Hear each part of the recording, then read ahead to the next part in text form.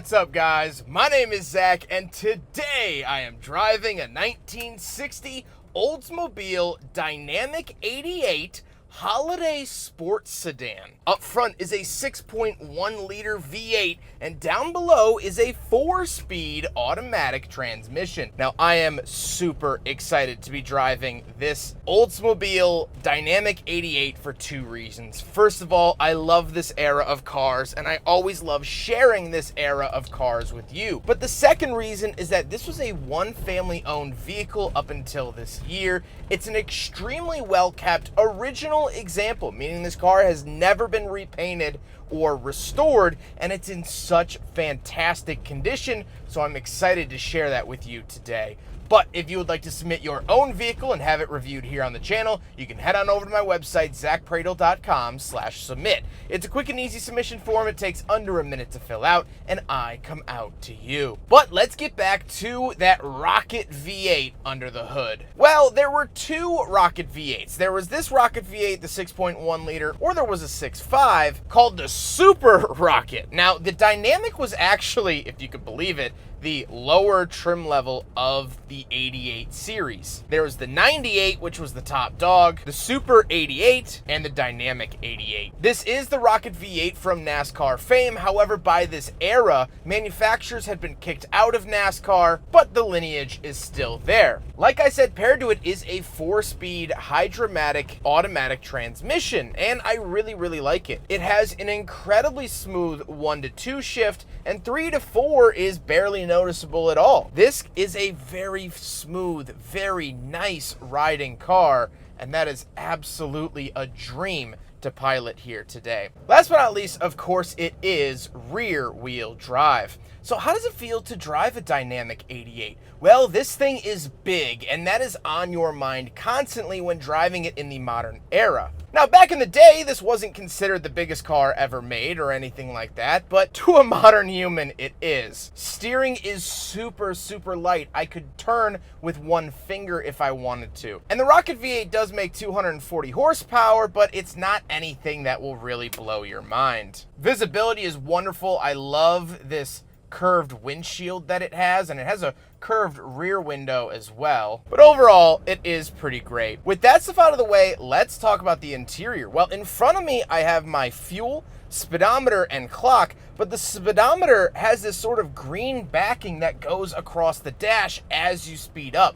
Very cool to see that. Down below, we get our summer ventilation. This is a vacuum operated ventilation system along with our lights. However, this was not an AC equipped vehicle. Off to the right of the steering wheel, we do have our heater controls, ignition and lighter. And off to the left, we have our wiper controls. And on the door, we have our smoker's window and regular cranks for the passenger window. Now, this was known as the Holiday Sports Sedan, meaning when you roll the windows down, it actually becomes pillarless. Holiday meant that it got pillarless. There was the 4-door sedan, or the 2-door sedan, or the Holiday coupe that had, again, no pillars. So very cool to see all of that. Moving into the center, we do get our courtesy lights as well as the Oldsmobile radio, and we get an ashtray and FM added radio down below. Throughout all this interior, we don't have any cup holders, of course, because it is 1960, so by default, it fails the big friggin' bottle test. The seat is a bench seat. It's very cushiony, very comfortable to sit in. I feel like I'm back on grandma's couch. And we do get lap belts here for 1960, but that's pretty much it. However, speaking of seats, we do have back seats, so let's go do a back seat review. All right, we're in the back of the Dynamic 88 from 1960, and a couple of things to note. First of all, knee room great, headroom great, have plenty of space up above me, plenty of knee space. I'm 5'11" and not a small guy. I love this curved rear window. It adds such, I feel like I'm sitting in a booth at a diner and watching traffic go by. I mean, it's so cool. I do have ashtrays in the doors, of course. No seat belts back here. As many people as you could fit back here was how many people you were allowed to take. Grandma, the kids, and the dog would all sit back here, and that is fantastic. However, if you want your mind truly blown away about the space of this car, we have to mention the trunk, because it is It's big. All right, around the back of the Oldsmobile Dynamic 88.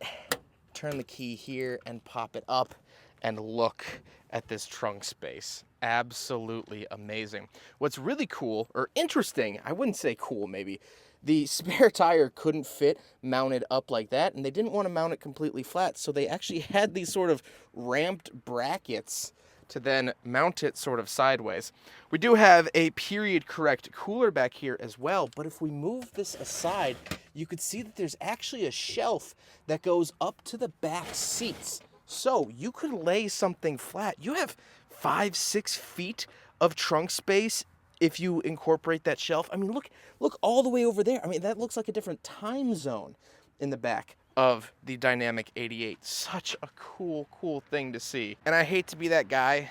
I really, really do, but they don't make them like they used to. Now we gotta talk about the looks, and I absolutely adore the look of this Dynamic 88. This body style started in 1959, and I think it really captures the era, this sort of fuselage jet era of cars. I think it's just so pretty, and I just can't stop looking at it. I mean, really, truly, you look at the edges, you look at the chrome on this car, it's truly, truly impressive, and I adore it. I really, really adore it. However, with all of that being said, let's get on to my final thoughts. What do I think driving the Dynamic 88? Well, this has been absolutely wonderful. It's been a fantastic experience just to sort of pick through all of the little details of this car. And that's the biggest thing, is actually the small things. The little 88 badges in the interior or in between the headlights, all of the little chrome bits and additions and pieces and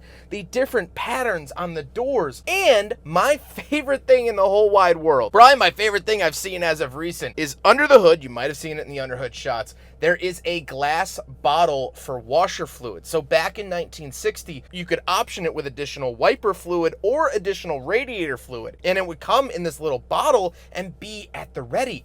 That is so cool. That's a piece of history that we don't get to see anymore. The tags on the radiator, the air filter was last changed in 1970. This is just a moving, grooving, beautiful recording of what cars were like at the end of the 50s. This is the epitome of 1950s style and steez. It was big. It was in your face. Was it safe?